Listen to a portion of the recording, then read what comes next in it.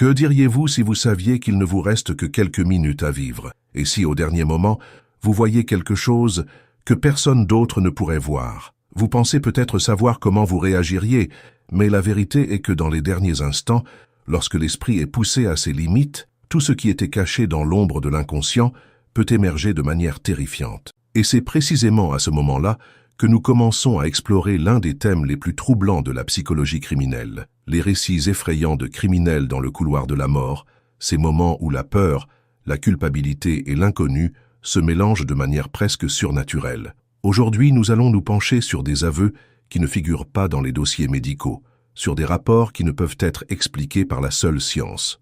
Dans le silence pesant de la dernière promenade, surgissent des histoires qui donnent la chair de poule même aux professionnels les plus expérimentés.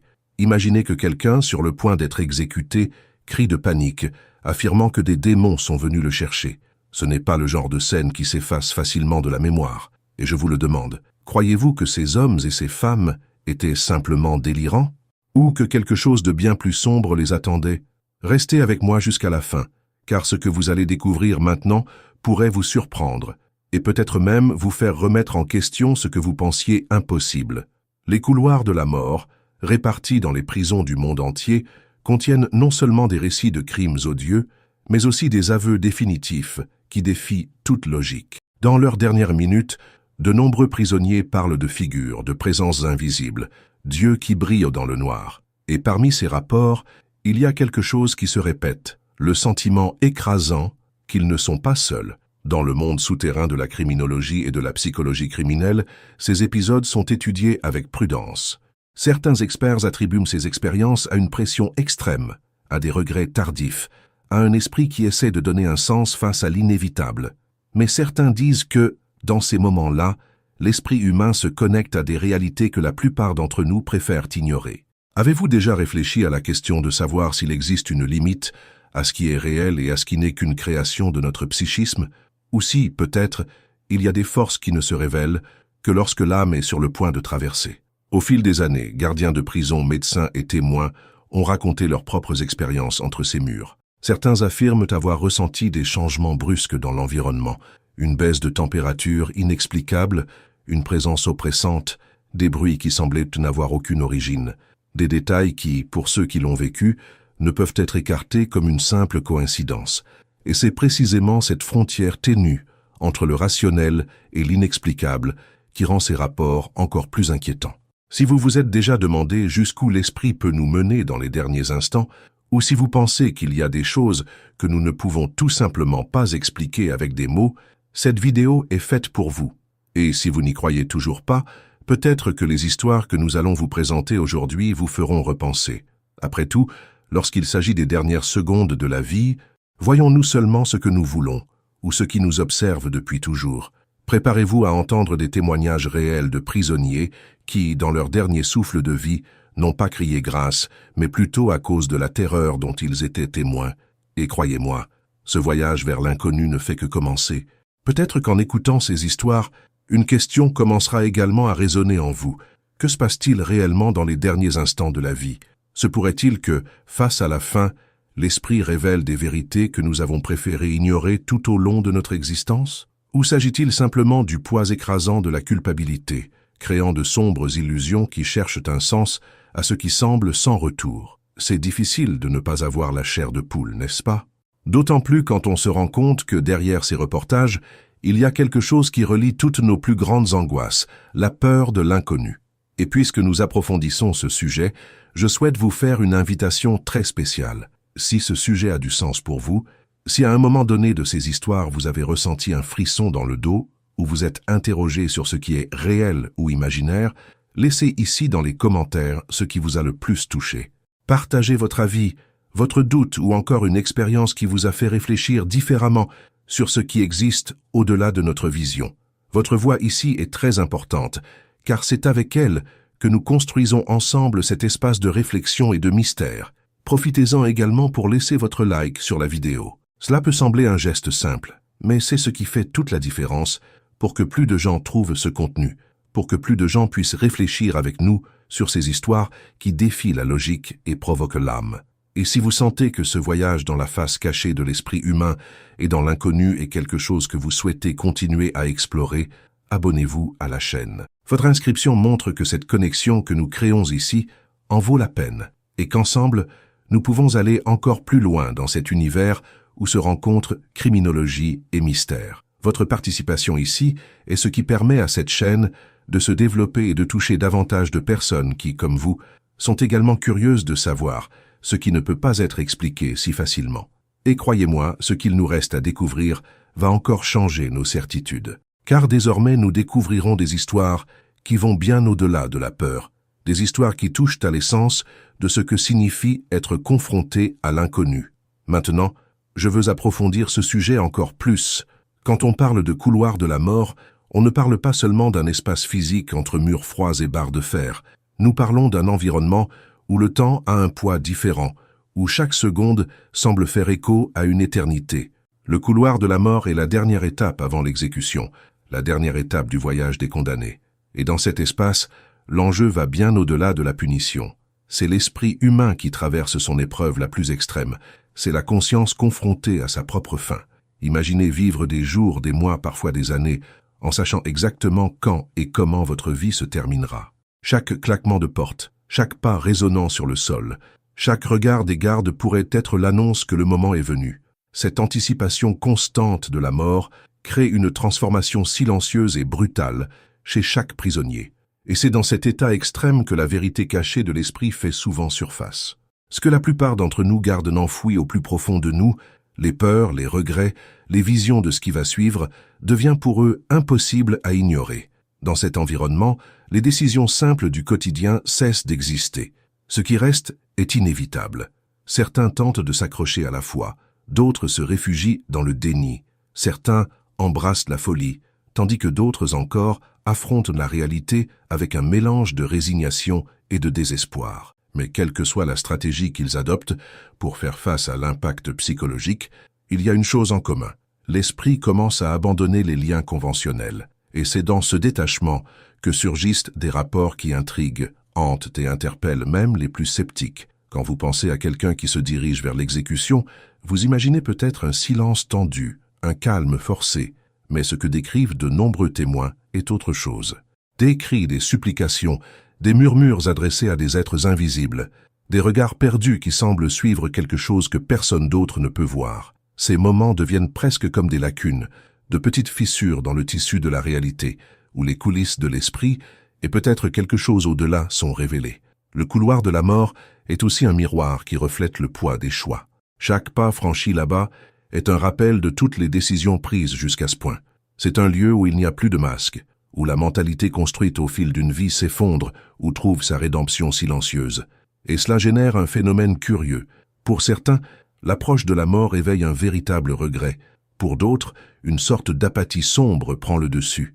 Et pour une partie d'entre eux, des visions surgissent. Des entités, des présences, des démons qui semblent désireux d'exiger quelque chose qui était en attente. Il est impossible d'ignorer la puissance de ces récits, non seulement pour ce qu'ils disent sur la condition humaine, mais aussi pour ce qu'ils suggèrent sur la frontière entre ce qui est vu et ce qui est ressenti. Certains témoins décrivent des changements dans l'air, des variations de température, la sensation inexplicable que quelque chose d'autre est là, qui regarde. Nous ne parlons pas seulement de perceptions isolées, mais de schémas récurrents décrits à différents moments, dans différentes prisons, par des personnes qui ne se sont jamais rencontrées. Et cela soulève une question inconfortable. Ces expériences sont-elles simplement le résultat d'un esprit désespéré essayant de donner un sens au chaos, ou est-ce que, dans des moments aussi extrêmes, des portes qui restent normalement fermées commencent à s'ouvrir? Lorsque la raison n'offre plus de réponse, que reste-t-il à la conscience sinon de chercher quelque part plus profond ou plus sombre une explication de la fin prochaine? Le voyage dans le couloir de la mort est, à bien des égards, le dernier voyage vers la prise en main de son existence. Un voyage où toutes les couches superficielles sont enlevées et où l'être humain est laissé nu face à ce en quoi il croit vraiment ou ce qu'il craint. Viendra plus tard. Et c'est là que surgissent les révélations les plus inquiétantes, des rapports d'ombre qui se déplacent le long des murs, de voix murmurant des choses que personne d'autre n'entend, Dieu qui brille dans le noir et appelle à votre nom. Ce ne sont pas des visions éphémères, ce sont des présences si intenses qu'elle paralyse même les plus endurcis. Peut-être pensez-vous que c'est juste de l'imagination. Peut-être préférez-vous croire que tout n'est qu'une création de l'esprit sur le point de s'effacer. Et si ces instants étaient en réalité des rencontres avec ce qui se cache depuis toujours, attendant juste le bon moment pour se révéler? Ce type de question n'a pas de réponse facile, et c'est peut-être précisément ce qui rend ces rapports si fascinants. Lorsque les prisonniers parlent de démons qui viennent à eux, ils ne décrivent pas de figures génériques ou d'images vagues. Beaucoup rapportent des détails précis, des yeux rouges qui brillent dans le noir, des griffes qui grattent les murs, des voix qui murmurent des promesses et des menaces. Certains disent avoir senti des mains invisibles tirer sur leurs jambes, essayant de les éloigner avant même qu'ils ne rendent leur dernier souffle. D'autres parlent de personnages encapuchonnés, entourant leur lit, attendant patiemment. Ces rapports touchent différentes cultures, croyances et systèmes pénitentiaires, ce qui rend encore plus difficile de les considérer comme de simples coïncidences. Il y a quelque chose dans le schéma de ces visions qui semble suivre une logique sombre, comme s'il existait une vérité cachée qui ne se révèle que lorsque nous sommes confrontés à l'abîme. Et il est impossible de ne pas se demander s'il y a quelque chose qui nous attend de l'autre côté. Serons-nous tous, d'une manière ou d'une autre, obligés d'y faire face un jour? Au milieu de tout cela, la transformation intérieure des prisonniers devient visible. Certains, face à ces présences, s'effondrent complètement, implorant pardon. D'autres tentent de négocier en désespoir de cause avec quelque chose qu'eux seuls peuvent voir. Il y a encore ceux qui se rendent, se résignent, comme s'ils savaient que se battre serait inutile. Et cette réaction variée ne fait que renforcer l'idée que, dans les derniers instants, ce que chacun voit peut être le reflet direct de son propre parcours. L'expérience du couloir de la mort révèle bien plus que la simple peur de la fin. Il expose la complexité de l'esprit humain et ses tentatives désespérées de trouver un sens, même là où il semble n'y en avoir aucun. Et face à la perspective qu'il y ait peut-être des conséquences au-delà de la mort physique, la tension atteint un nouveau niveau. Nous ne parlons plus seulement de punition, nous parlons d'impact spirituel, de calcul, de rencontres qui dépassent toute logique connue. Ces récits, si pleins de douleur et de mystère, continuent de résonner dans les couloirs des prisons, comme les murmures de quelque chose que la plupart d'entre nous préfèrent ne pas voir. Mais la vérité est que cela nous plaise ou non, ces derniers instants sont porteurs d'une force brute, d'une énergie qui ne peut être ignorée. Une énergie qui transforme non seulement ceux qui la passent, mais aussi ceux qui en sont témoins. Si vous êtes arrivé jusqu'ici, c'est parce que, d'une certaine manière, ce voyage vous a également affecté. Puis commentez, je ressens cet impact. J'adorerais savoir que vous êtes également avec moi dans cette quête pour comprendre ce qui existe derrière ce qui est visible. Nous allons maintenant approfondir encore plus les histoires qui ont défié même les cœurs les plus endurcis. Maintenant, j'ai envie d'approfondir encore plus ce sujet.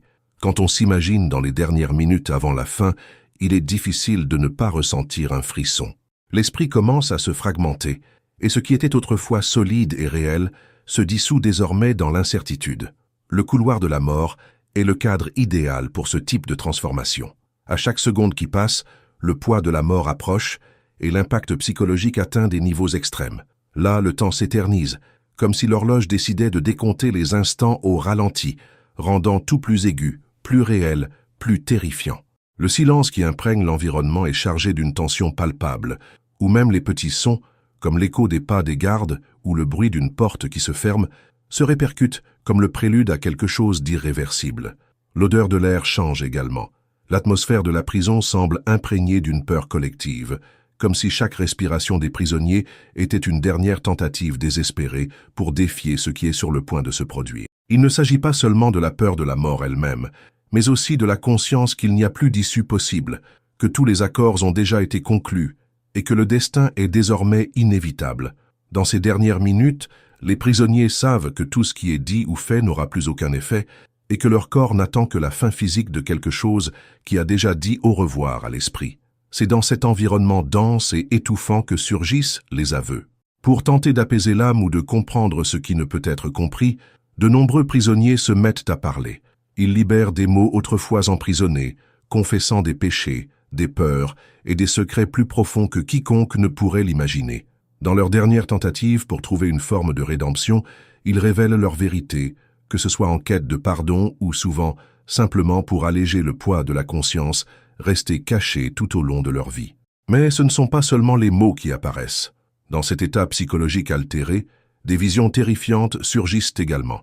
Certaines de ces expériences semblent franchir les frontières du physique et du mental, défiant toute explication logique. Des récits de personnages surgissant de l'ombre, de présences qui se matérialisent dans l'obscurité, de démons aux yeux rouges et aux griffes acérées, attendant le moment d'emmener le prisonnier. Ces récits sont étonnamment cohérents, et pour beaucoup, plus réalistes que n'importe quel rêve ou délire provoqué par la fatigue. Imaginez l'impact de cela sur l'esprit de quelqu'un qui est sur le point de mourir. Il ne s'agit pas seulement de l'angoisse de savoir que la vie a pris fin, mais aussi du poids de devoir faire face à quelque chose qui transcende toute expérience humaine connue. Ce n'est pas seulement la fin de la vie, mais la fin d'un voyage spirituel, l'approche de l'inconnu qui, dans certains cas, se révèle à travers ces visions.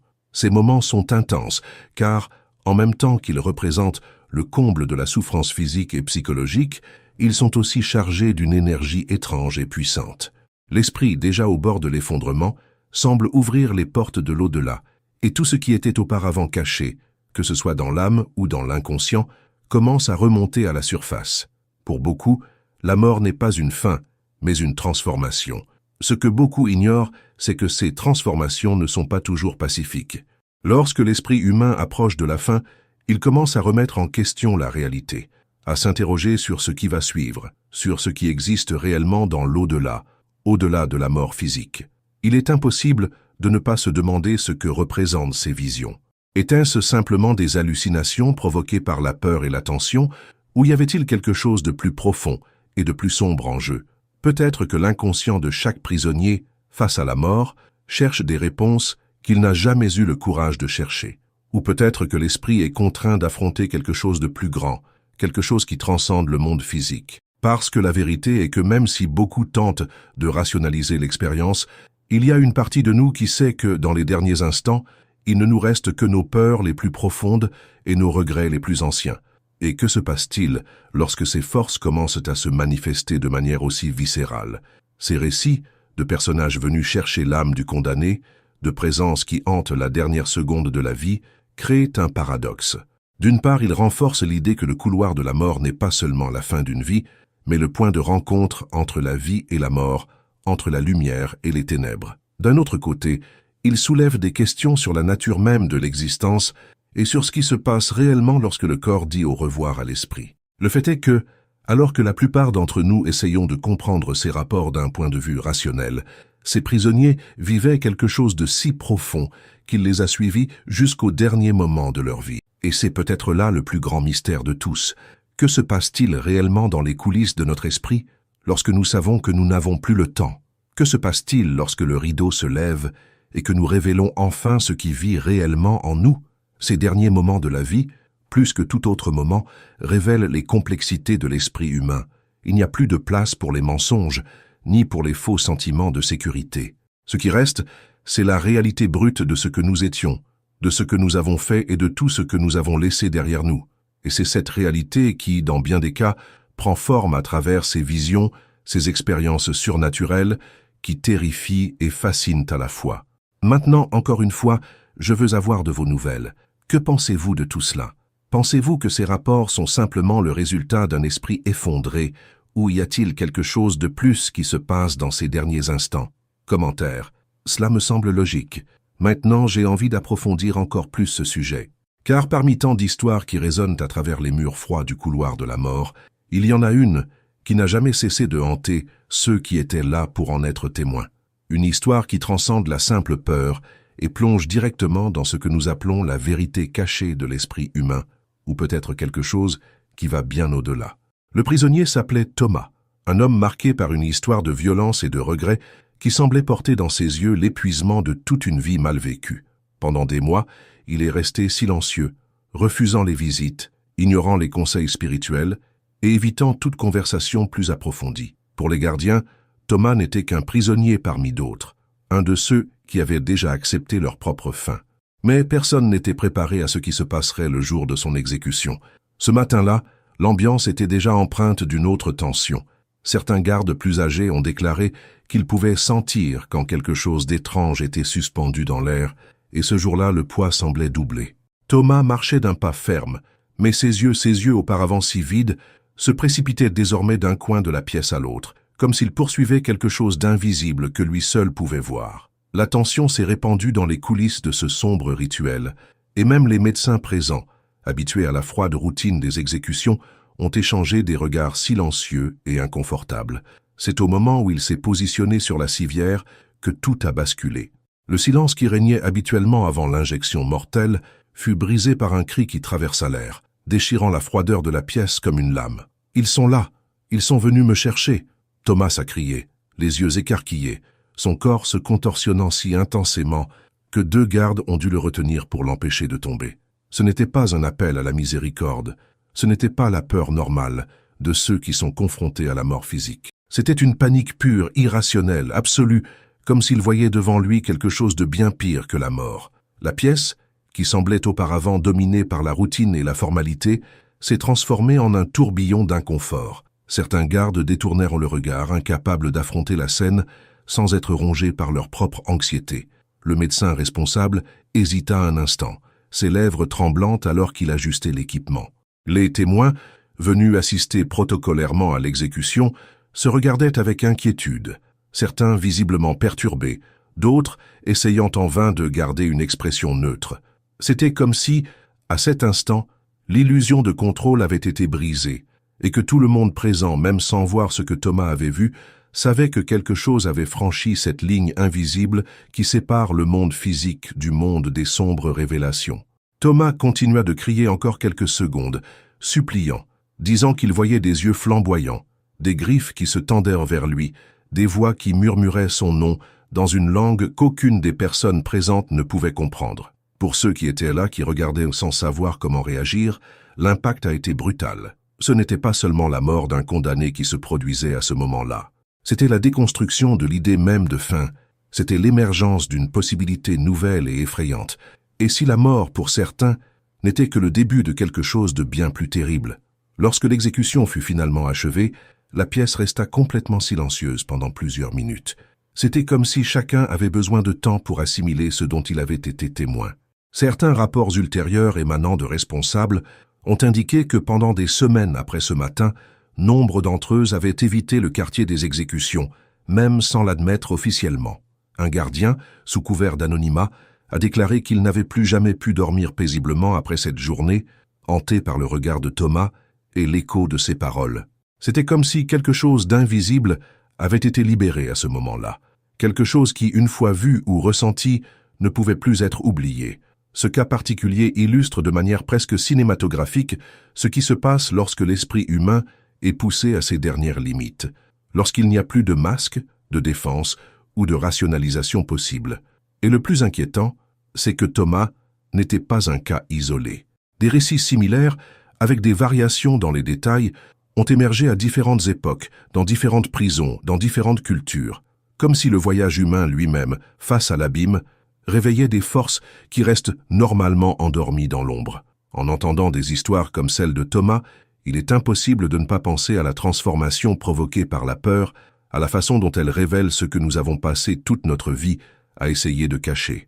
Parce qu'en fin de compte, lorsque toutes les décisions ont été prises et qu'il n'y a plus de retour en arrière, ce que nous portons en nous se révèle, parfois silencieusement, parfois de manière écrasante, comme des cris qui transpercent le tissu de la réalité.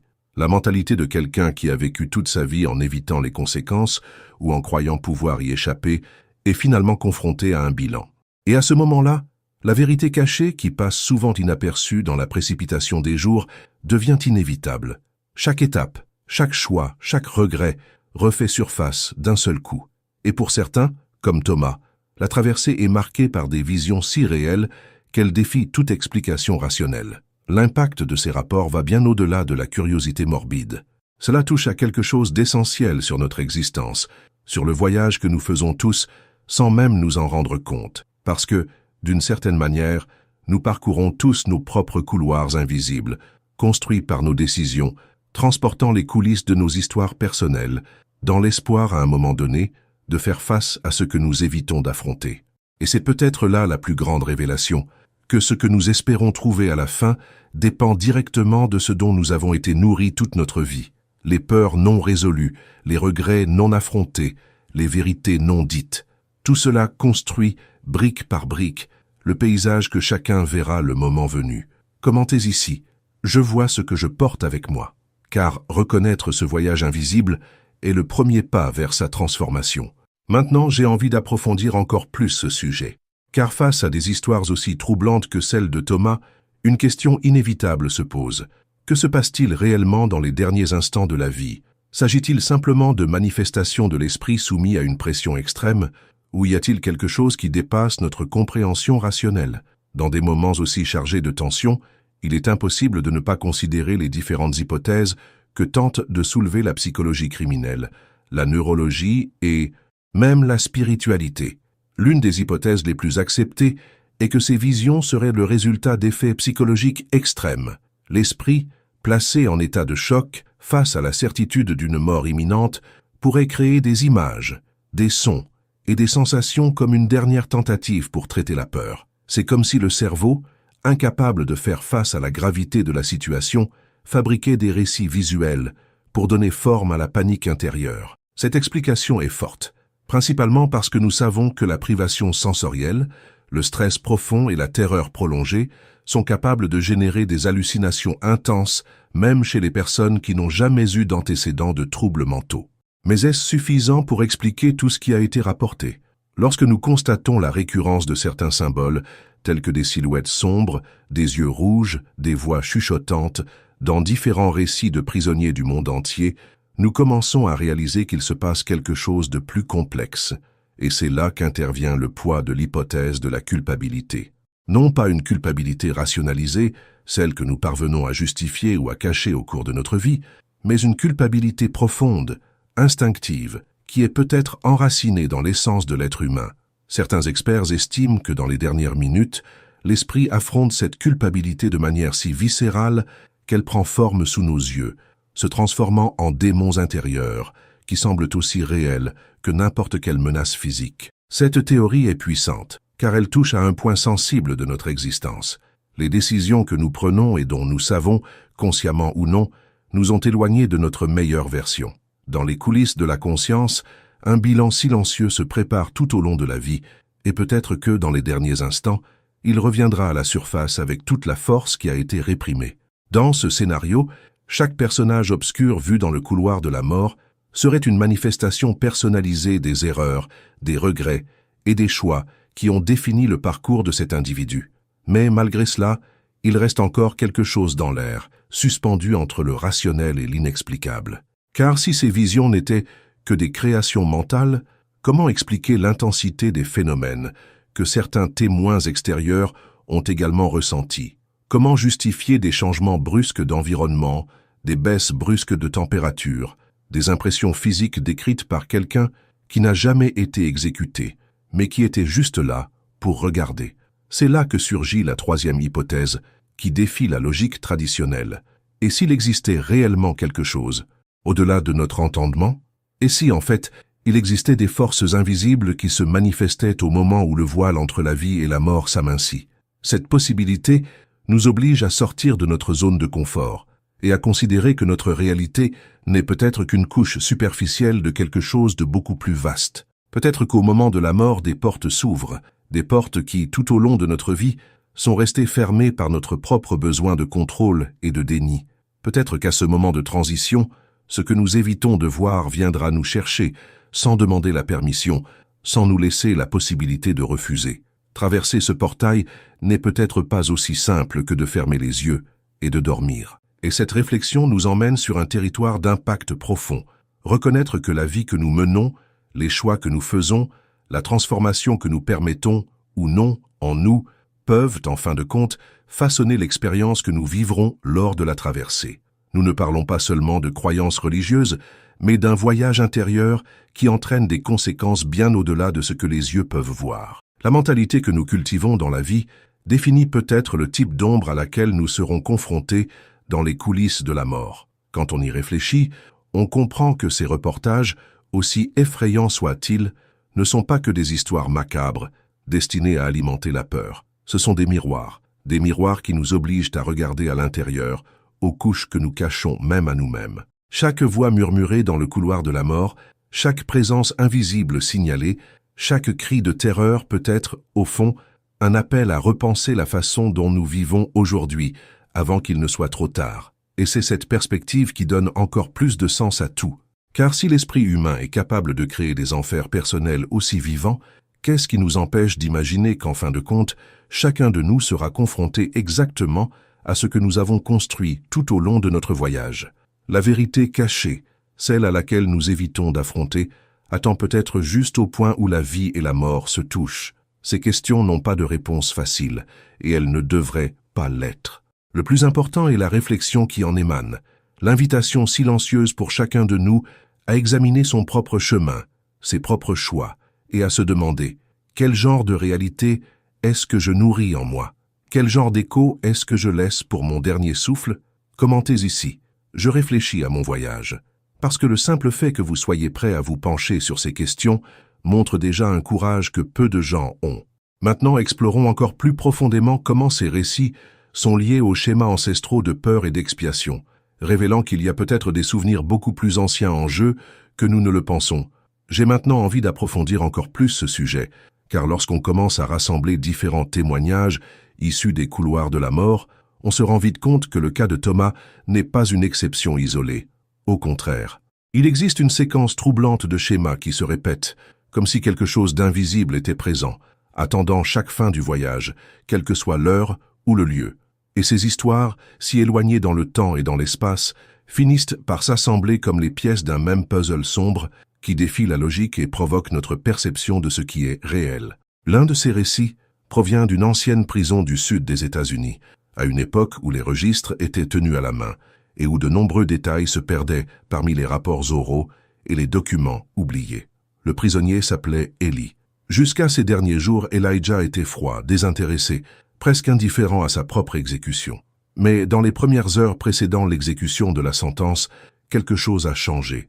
Les gardes ont rapporté qu'il avait commencé à murmurer des mots décousus dans le noir, comme s'il parlait à quelqu'un que personne d'autre ne pouvait voir. Certains ont déclaré avoir entendu des rires sourds venant de la cellule vide et d'étranges mouvements d'ombre sur les murs. Le matin de l'exécution, alors qu'il était emmené dans la chambre, Eli fixa son regard sur un point du plafond et commença à marmonner quelque chose qui ressemblait à une prière mêlée de mots de peur. Lorsqu'on lui a posé la question, il a simplement balbutié « Ils m'attendent. Ils savent ce que j'ai fait. » Ces derniers mots avant l'exécution étaient un mélange de supplication et de terreur, comme s'il tentait de négocier avec des forces invisibles venues recouvrer une ancienne dette. L'impact émotionnel a été si fort que 2 des gardes présents lors de cette exécution ont demandé leur transfert quelques semaines plus tard, affirmant qu'ils ne pouvaient plus travailler dans la salle de la mort. Un autre cas qui résonne dans les coulisses sombres des prisons est celui de Marcus, un détenu dans un pénitencier à sécurité maximale en Arizona. Marcus était connu pour son attitude agressive, sa froideur absolue envers tout et envers tout le monde. Il n'a jamais montré de regret, n'a jamais exprimé de peur, au moins jusqu'au jour de l'exécution. Des témoins affirment qu'en marchant vers la dernière pièce, Marcus a commencé à chanceler comme s'il essayait de s'éloigner de quelque chose. Ses yeux, qui semblaient auparavant comme de la pierre, étaient écarquillés par une pure panique. Il dit, les dents serrées, ils sont dans l'ombre, ils attendent, m'appellent. Le plus inquiétant, au moment où il a été attaché à la civière, il a tourné la tête vers un coin vide de la pièce et d'une voix presque enfantine a dit « Je ne veux pas y aller ». Des mots qui n'étaient jamais sortis de sa bouche depuis toute son incarcération. Ces réactions intenses, chez des personnes au profil si différent, ont attiré l'attention des universitaires, des psychologues criminels et des agents pénitentiaires. Après tout, comment expliquer pourquoi des individus considérés comme implacables, endurcis par la violence et la survie, ont été submergés par une peur si profonde et si accablante au cours de leur dernière heure? Et plus encore, comment expliquer la similitude des rapports, même lorsqu'ils n'ont jamais eu de contact les uns avec les autres, dans des prisons séparées par des centaines ou des milliers de kilomètres? Il existe également un cas enregistré dans des documents publics datant des années 70, impliquant un prisonnier nommé Raymond. Selon certaines informations, Raymond aurait passé ses derniers jours dans un état d'alerte constant, comme s'il était surveillé. Les rapports du personnel font état de demandes désespérées pour que les lumières de sa cellule ne soient jamais éteintes, car il a déclaré que les ombres prenaient vie dans l'obscurité. Au moment de l'exécution, Raymond a refusé de quitter la cellule, s'accrochant aux barreaux et pleurant convulsivement, affirmant qu'il voyait déjà les griffes sortir du sol pour le tirer. Il a fallu recourir à la force pour l'amener à la chambre.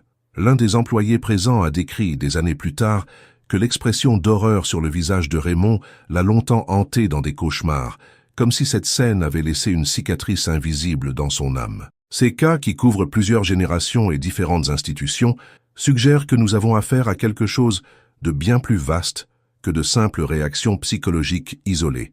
Il existe un modèle de transformation émotionnelle et perceptuelle qui se manifeste dans ces derniers instants, et il semble suivre un scénario que personne n'enseigne, personne ne correspond, mais qui se répète avec une précision effrayante. Comme si, à un niveau profond de conscience, le voyage de chaque détenu rencontrait une réalité que les mots humains ont du mal à décrire. Ce n'est pas seulement la peur de la mort qui se manifeste dans ces rapports, c'est une peur ancestrale qui dépasse la logique de la fin physique. C'est la peur de ce qui peut exister au-delà du dernier souffle, de ce qui peut attendre patiemment dans les coulisses de l'existence. Et c'est exactement ce qui rend ces histoires si puissantes et si difficiles à ignorer.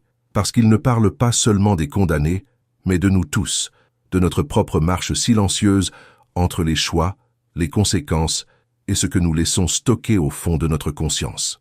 La question qui découle de ces schémas n'est pas seulement est-ce réel, mais aussi qu'est-ce que cela révèle sur la nature de l'esprit humain, sur l'essence de nos décisions, sur l'impact invisible que chaque acte entraîne, et plus profondément encore, sommes-nous finalement confrontés à nos propres fantômes ou à quelque chose de beaucoup plus vieux que nous? Commentez-y, je ressens le poids de cette vérité. Je veux voir qui plonge également profondément dans cette réflexion avec moi. Maintenant, ouvrons encore plus cette porte et explorons comment la psychologie criminelle tente, jusqu'à aujourd'hui, de donner un sens à ces expériences qui semblent échapper à toutes les explications conventionnelles. Maintenant, je veux approfondir ce sujet encore plus, car face à tant de rapports impressionnants, la science a également tenté de se rapprocher de ce mystère, à la recherche d'explications plausibles à ce qui se passe dans les dernières minutes de la vie. La psychologie criminelle, en particulier, s'est penchée sur ces épisodes dans le but de comprendre quel type de transformation se produit dans l'esprit humain lorsqu'il est soumis à une pression maximale. Et même si certaines réponses ont été trouvées, beaucoup de choses restent encore enveloppées dans l'ombre, comme si la science elle-même, habituée à tout nommer et à tout classer, avait aussi ses limites compte tenu de l'impact de ces rapports. L'une des premières explications proposées est qu'un stress extrême combiné à l'inévitable certitude de la mort provoque de violentes réactions neurologiques. Lorsque l'esprit est poussé dans ses retranchements, des régions profondes du cerveau, liées à la peur et à la survie, sont intensément activées. Le système limbique, responsable des émotions les plus primitives, envoie des signaux dans toutes les directions, essayant de trouver une issue qui n'existe plus. Et dans ce tourbillon chimique et électrique, les frontières entre le réel et l'imaginaire peuvent s'effondrer, permettant aux figures, aux sons et aux présences d'émerger avec une force presque palpable.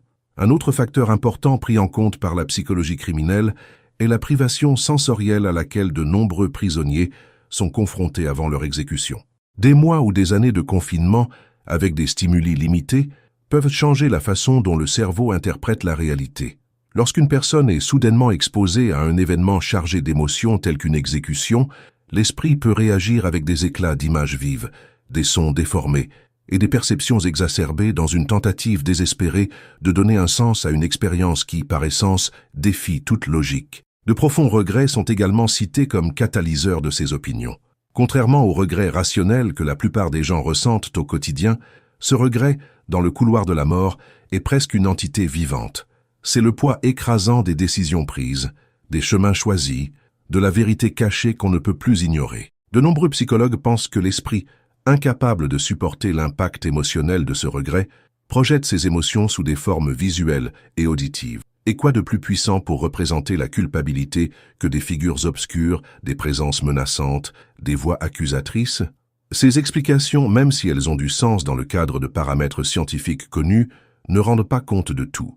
Car ce qui intrigue même les experts, c'est la profondeur émotionnelle, la similitude des récits et l'intensité des expériences décrites. Ce ne sont pas seulement des hallucinations désordonnées. Il existe une logique interne, une cohérence troublante dans les récits, qui suggère que quelque chose de plus complexe est en jeu, quelque chose qui va au-delà de la simple biologie ou du fonctionnement neuronal. Et c'est à ce stade que la science se trouve confrontée à ses propres limites. Car même si nous pouvons étudier les impulsions électriques du cerveau, mesurer les niveaux de stress ou analyser la dynamique émotionnelle du regret, il existe une dimension de l'expérience humaine qui échappe à tout microscope ou statistique. C'est la dimension de l'invisible, du symbolique, de ce qui pèse non seulement dans l'esprit mais dans l'âme. Certains chercheurs plus ouverts à ces possibilités suggèrent que ces visions pourraient être des manifestations de contenus inconscients profondément enracinés, archétypes ancestraux, peurs primordiales qui, dans les dernières heures, se libèrent avec toute leur force, prenant des formes qui dépassent toute explication rationnelle. D'autres vont encore plus loin, estimant que dans des moments aussi extrêmes, l'esprit humain peut en fait franchir des frontières qui restent normalement fermées. Des frontières qui nous mettent en contact avec des réalités dont nous préférons faire semblant au quotidien de ne pas exister. Et là, on revient à l'idée du voyage. Car si ces récits portent des échos si profonds de transformation et de révélation, ils ne sont peut-être pas simplement le résultat de mécanismes psychologiques défaillants sous la pression.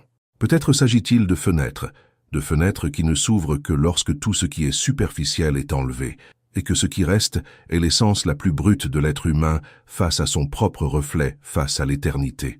La psychologie essaie de comprendre, de mesurer, de cataloguer. Mais la vérité est que derrière ces expériences extrêmes, il y a quelque chose qui reste hors de portée. Quelque chose qui est peut-être lié à l'impact de nos décisions, au poids de nos omissions, à la force de nos non-dits. Quelque chose qui attend peut-être chacun de nous au bout de son propre chemin. Commentez-y. Je reconnais la force de l'invisible, car admettre qu'il existe quelque chose au-delà de toute explication est la première étape pour regarder plus courageusement en nous-mêmes. Maintenant, nous allons plonger encore plus profondément et explorer cette fine frontière entre la perception humaine et ce qui pourrait être une véritable traversée vers une autre réalité. Maintenant, je veux approfondir encore plus ce sujet, car lorsqu'on arrive à ce point de la conversation, une question commence à se former dans le silence entre un mot et un autre. Dans quelle mesure l'esprit crée? Et dans quelle mesure révèle-t-il ce qui a toujours été caché? C'est ici que les lignes commencent à s'estomper, que le chemin de la compréhension cesse d'être un chemin droit et devient un labyrinthe plein de portes entr'ouvertes, nous murmurant de nous rapprocher et d'oser regarder un peu plus loin. Pendant longtemps, on nous a appris à penser que la réalité n'est que ce que nous pouvons voir, mesurer, toucher.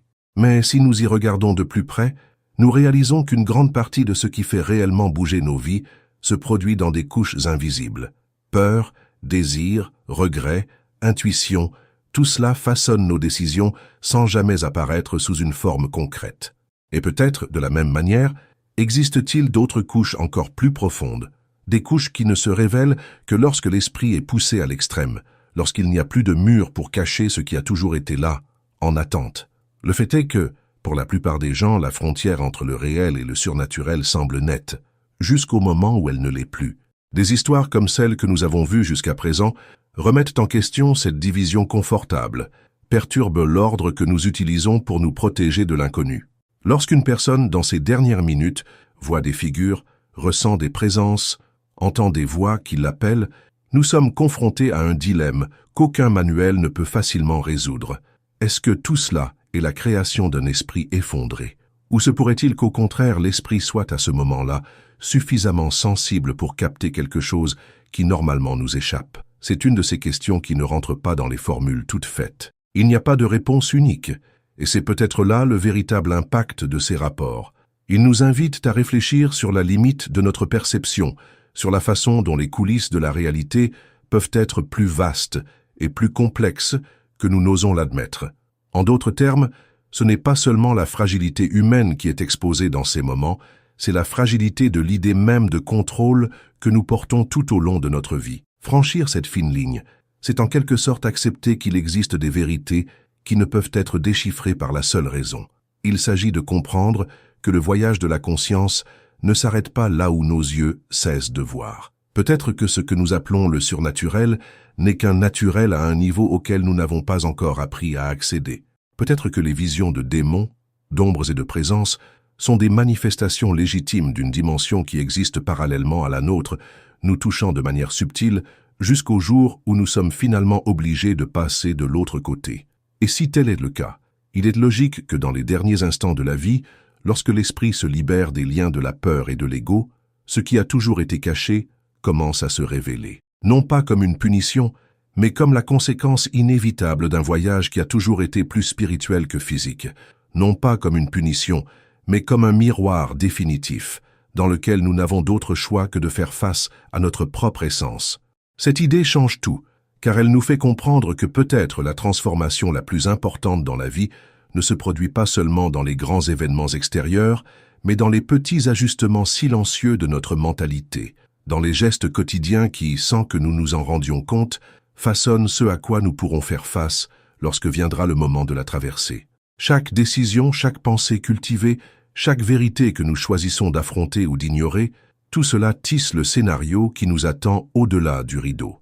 Et penser ainsi, c'est accepter que le voyage que nous entreprenons, même sans le savoir, est une préparation continue à quelque chose de plus grand, quelque chose qui échappe à nos mots, mais que nous ressentons palpiter dans les coulisses de chaque histoire, comme celle que nous explorons actuellement.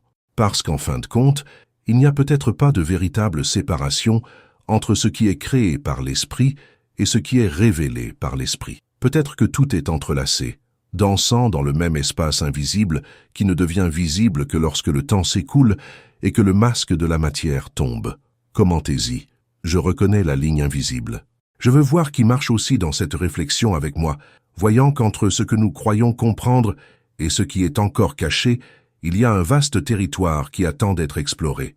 Maintenant, je veux ouvrir encore plus cette porte et continuer à comprendre comment ces révélations façonnent non seulement le moment de la mort, mais laissent des traces qui continuent de résonner dans la mémoire de ceux qui sont restés pour raconter ces histoires. Maintenant, je veux approfondir ce sujet encore plus profondément, car si notre esprit est capable de créer des enfers privés à partir de ce que nous nions et réprimons, s'il peut matérialiser des figures d'ombre avec juste le poids de la culpabilité et du regret, alors il est impossible de ne pas se demander qu'est-ce qui pourrait attendre de l'autre côté ceux qui ont franchi toutes les frontières de l'humanité.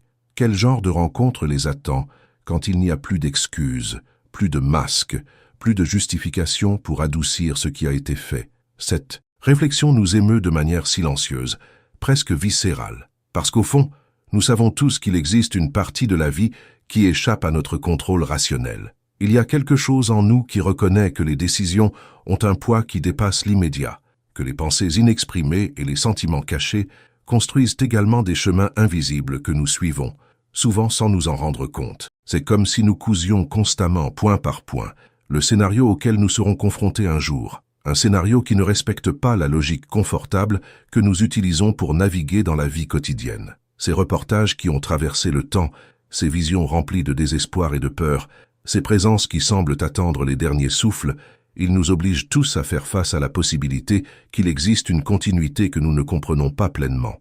Indépendamment de la croyance de chaque personne, ou même de son absence, ces histoires défient la logique. Ils ouvrent une brèche dans notre façon de voir le monde et nous invitent à regarder au-delà de ce qui est immédiat, tangible, visible. Peut-être qu'en fin de compte, ce qui nous attend n'est pas un jugement extérieur, mais une conséquence naturelle de la transformation que nous avons permis, ou refusé, de vivre alors que nous en avions encore le temps. Peut-être qu'au lieu d'une cour céleste, nous sommes confrontés au reflet parfait de notre propre voyage, sans filtre, sans illusion. La vérité cachée de qui nous étions vraiment, de qui nous avons choisi d'être et de ce que nous avons porté en silence jusqu'au dernier moment. Et le plus troublant est de se rendre compte que ces manifestations extrêmes, ces cris silencieux qui résonnent dans les couloirs de la mort, sont à la fois un avertissement et un miroir. Un avertissement à ceux qui ont encore la chance de regarder à l'intérieur et de se transformer. Un miroir pour nous rappeler que, peu importe la force, la puissance ou la froideur dont une personne a fait preuve dans la vie, au dernier moment, ce qui était caché se révèle de manière incontrôlable, révélant l'essence qui était souvent enfouie sous des masques soigneusement construits. Cette vérité transcende les prisons, les systèmes judiciaires ou les croyances religieuses. Elle parle du voyage humain d'une manière brute, directe et sans fioriture. Il parle de l'impact des décisions que nous prenons chaque jour, des coulisses de notre existence, de ce que nous construisons ou détruisons en silence en nous-mêmes, parce qu'en fin de compte, ce que nous évitons d'affronter peut devenir exactement ce que nous trouvons, et cette prise de conscience change tout. Cela change notre regard sur la culpabilité, sur le pardon, sur le besoin urgent d'une transformation intérieure. Cela change la façon dont nous faisons face à nos propres peurs et ombres. Cela nous fait comprendre que la vraie liberté ne consiste pas à échapper aux conséquences, mais à avoir le courage d'affronter ce que nous sommes devenus, alors qu'il est encore temps de changer la direction de notre voyage. Si la culpabilité a le pouvoir de créer des démons qui nous hantent jusqu'au bout, imaginez la force que peuvent avoir une conscience éveillée, une compassion sincère et une véritable transformation. Peut-être, de la même manière que nous créons nos propres abîmes, sommes-nous aussi capables de créer nos propres ponts, nos propres chemins de lumière pour traverser l'inconnu. Ces rapports inquiétants sont, par essence, des invitations à réfléchir, à remettre en question, à ajuster le cap, alors que nous sommes encore au milieu du voyage et non à sa fin inévitable. Car quand les lumières s'éteindront, quand les derniers sons disparaîtront, ce qui restera n'est que ce que nous avons pu construire en nous-mêmes. Commentez-y, je choisis de construire ma lumière. Je veux voir qui est également conscient du voyage silencieux que chacun de nous entreprend. Ouvrons maintenant un nouvel espace pour comprendre comment ces choix internes, invisibles aux yeux du monde, façonnent des réalités bien plus grandes que nous l'imaginons. Maintenant, je veux approfondir ce sujet encore plus profondément. Parce qu'après tout ce que nous avons exploré ensemble jusqu'à présent, peut-être qu'une question résonne en vous, de la même manière qu'elle résonnait en moi lorsque je plongeais dans ces histoires. Ont-ils vu quelque chose de réel? Ou tout était-il juste un produit de l'esprit, poussé à l'extrême par la culpabilité, la peur et l'inévitabilité de la fin?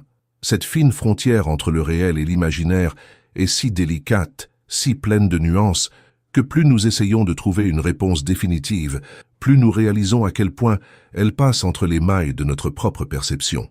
La vérité est que pour beaucoup de ces prisonniers, il n'était plus important que ce qu'ils voyaient soit une création ou une révélation. Au dernier moment, c'était aussi réel que le sol sous ses pieds, aussi inévitable que l'approche de la mort elle-même. Et cela en soi nous en dit long sur le pouvoir qu'ont nos décisions, notre mentalité et notre vérité cachée sur l'expérience que nous vivrons lorsque le rideau final tombera.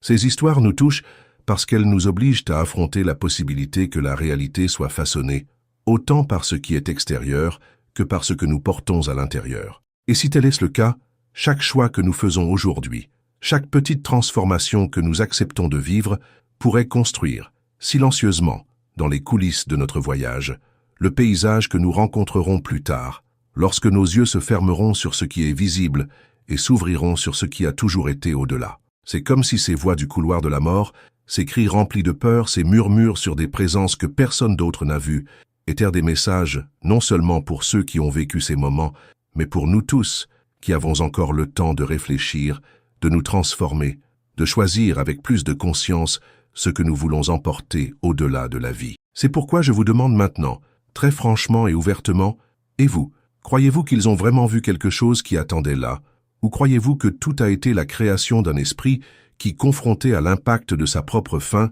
a construit ses propres monstres? Laissez votre avis dans les commentaires. J'ai vraiment envie de savoir ce que vous ressentez face à tout cela, car si ce sujet suscite aussi chez vous autant de questions que chez moi, c'est le signe que nous faisons ensemble un voyage qui va bien au-delà du simple récit d'histoire. Commentez ici. Je remets aussi en question ce qui est réel, car c'est dans cet échange, cet espace de réflexion partagée, que commencent les révélations les plus profondes. Maintenant, je veux aller de l'avant et ouvrir une nouvelle fenêtre sur la façon dont la véritable transformation se produit avant le dernier souffle, et comment reconnaître les signes invisibles de ce changement peut faire la différence entre créer nos propres démons ou construire notre propre lumière. Si vous êtes arrivé jusqu'ici, je ne peux que vous remercier de m'avoir accompagné dans ce voyage intense et plein de réflexions. En fait, cela montre que vous sentez également qu'il y a quelque chose de plus derrière ces histoires, quelque chose qui mérite d'être regardé avec plus d'attention et de respect. Et si tout ce dont nous avons parlé aujourd'hui vous a touché d'une manière ou d'une autre, si cela a amené de nouvelles questions ou de nouvelles façons de voir ce qui se cache au-delà de la surface, abonnez-vous à la chaîne. Voici notre espace pour continuer à explorer ces couches invisibles que la vie essaie souvent de nous cacher. Profitez-en également pour laisser votre like sur la vidéo. C'est ce simple geste qui renforce le lien que nous avons construit ici et montre qu'il vaut la peine de continuer à apporter du contenu qui provoque, qui dérange, qui nous fait sortir de notre zone de confort. et je veux vraiment savoir qui est resté avec moi jusqu'à la fin. Dites ensuite « Je suis avec toi jusqu'à la fin ». Je lirai chaque message, car pour moi, chaque commentaire est comme une continuation silencieuse de cette conversation que nous venons de commencer. Et écoutez, si vous avez senti que ce voyage a réveillé quelque chose en vous, il y a ici une vidéo qui complète tout ce dont nous avons parlé aujourd'hui. Cliquez et restez avec moi là-bas. Nous avons encore beaucoup à découvrir ensemble.